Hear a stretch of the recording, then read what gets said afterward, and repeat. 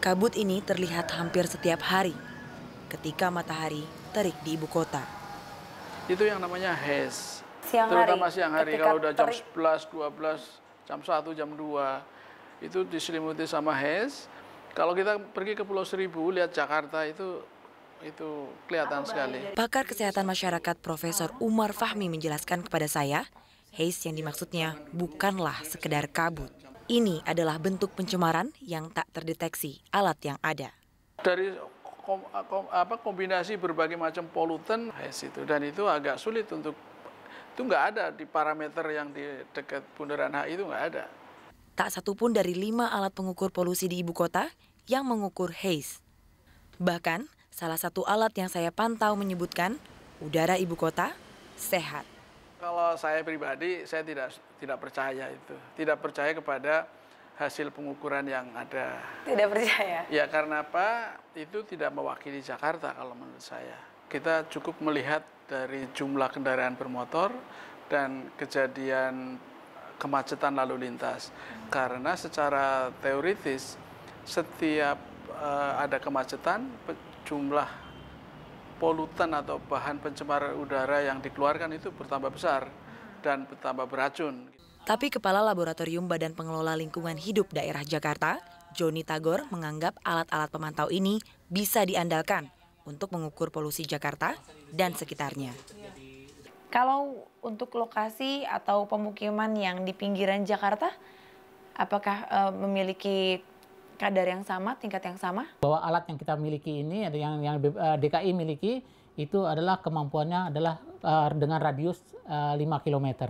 Sehingga kenapa kita tempatkan lokasi itu misalnya di Jagakarsa, itu kurang lebih adalah yang berkaitan juga dengan teman-teman yang ada dari Depok, kemudian kita tempatkan juga di Kebonjeruk yang sekitar kawasan Tangerang, kemudian yang ada di Jakarta Timur itu adalah di sekitar Lubang Buaya, paling tidak Bekasi bagian selatan, dan Bekasi bagian utara itu kita koneksikan dengan sekitar di Kelapa Gading. Di laboratorium BPLHD, kualitas udara diteliti lebih rinci. Jadi sekarang ini tinggal membaca nilai, kandungannya ya Pak ya? Itu kita ukur adalah PM10 atau partikel yang 10 mikron.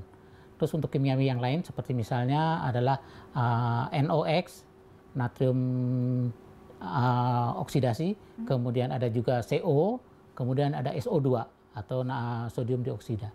Kandungan udara lainnya yang terdeteksi di ibu kota adalah ozon. Unsur yang juga berbahaya bagi kesehatan ini lebih banyak ditemukan di wilayah pemukiman. Bahkan dari hasil pengukuran baru-baru ini, ada satu wilayah yang kadar ozonnya tergolong tak sehat. Polutan sekunder yang disebut dengan ozon, karena pengaruh radiasi, itu ada kecenderungan memang terakumulasi di bagian selatan Jakarta. Karena ozon ini juga dipengaruhi oleh radiasi. Tapi itu hanya waktu sekitar jam 1 siang sampai jam 3. Setelah radiasi itu berkurang, maka nilai ozon pun akan berkurang. Unsur lain sebagai parameter tingkat polusi udara, apa saja Pak yang juga menjadi perhatian? Kalau dilihat dari beberapa parameter ini ada yang disebut dengan partikel debu.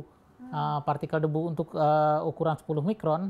Ternyata ada partikel debu berukuran lebih kecil yang tak terukur di laboratorium ini dan bisa masuk ke alveoli alias pembuluh darah di paru-paru.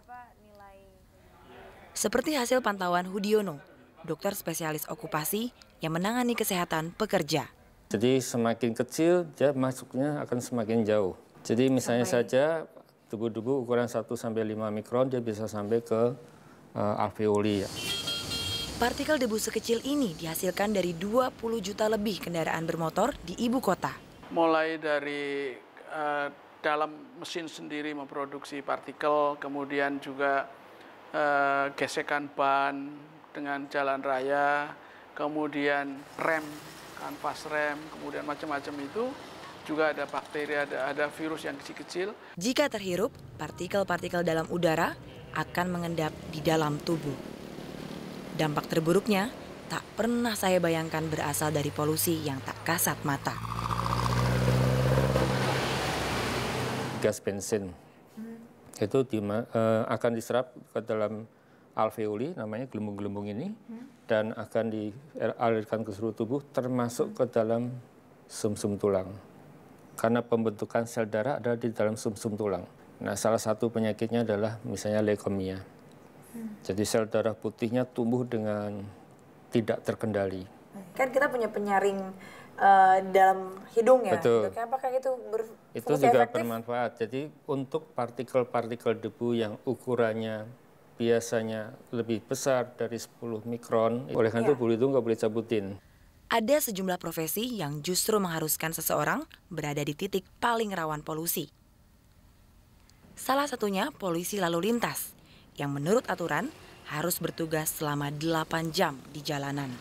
Rutinitas inilah yang dilakukan AKP Eri Siswadi selama 25 tahun terakhir. Tapi Bapak terganggu nggak dengan udara di Jakarta ini yang menurut Bapak sendiri kotor tadi? Antara 10 tahun yang dulu dengan sekarang memang beda. Karena dulu kendaraan mungkin nggak begitu banyak kan, sekarang kalau kendaraan banyak, akhirnya kan gas buangnya itu makin banyak kan. Mungkin panasnya itu udah berubah kan gitu loh, udaranya kan berubah. Untuk kami dilengkapi semua oleh pimpinan kami ya, seperti masker, ya, kacamata.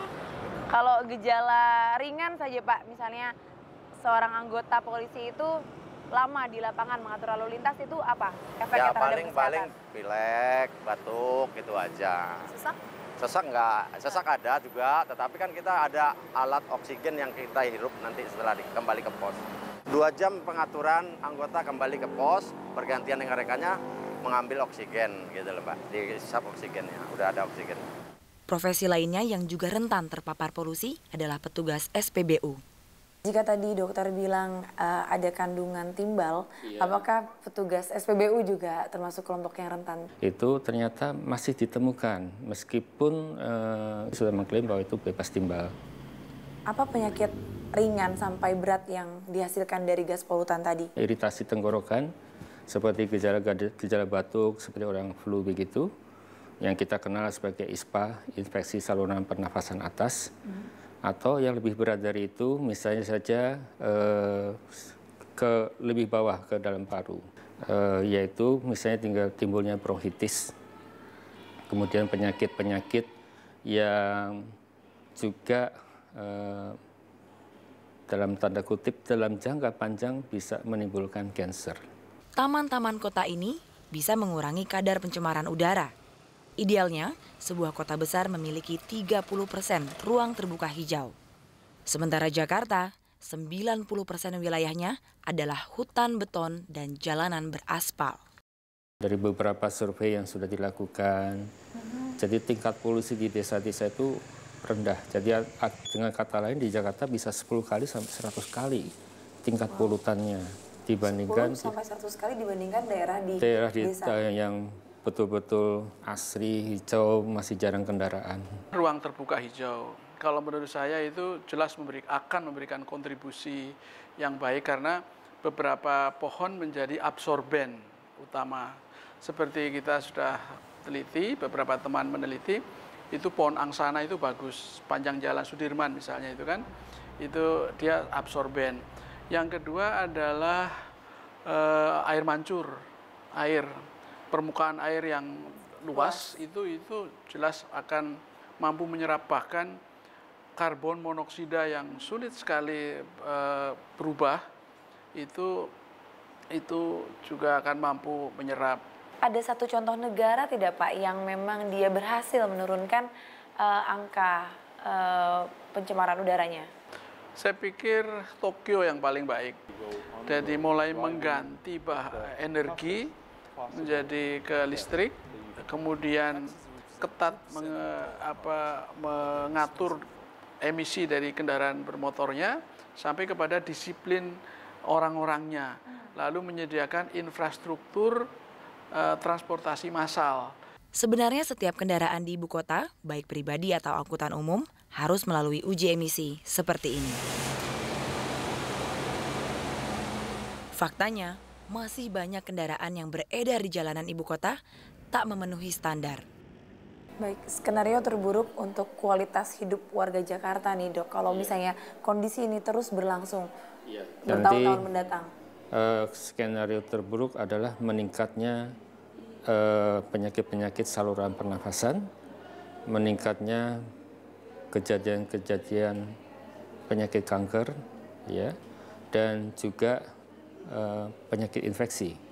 Karena kalau kita menghirup polutan terus-menerus, seperti saya katakan tadi, daya tahan mereka akan turun juga. Dengan daya tahan turun, mereka lebih gampang terinfeksi. Ketika udara kota belum bersahabat bagi penduduknya, cara sederhana yang banyak ditempuh penghuninya adalah memakai masker. Dengan memakai masker, apakah itu efektif, Pak? Kalau masker jelas tidak, sama sekali tidak. Pertama, masker itu kan mesti berlubang-lubang ya, artinya ada ini. Nah, partikel yang lebih kecil itu akan tetap masuk, kemudian gas-gas itu juga akan tetap masuk ke dalam paru-paru. Jadi masker itu hanya mungkin menahan partikel yang besar atau asap yang kelihatan hitam itu mungkin bisa, tapi sebetulnya racunnya masih masuk ke dalam tubuh.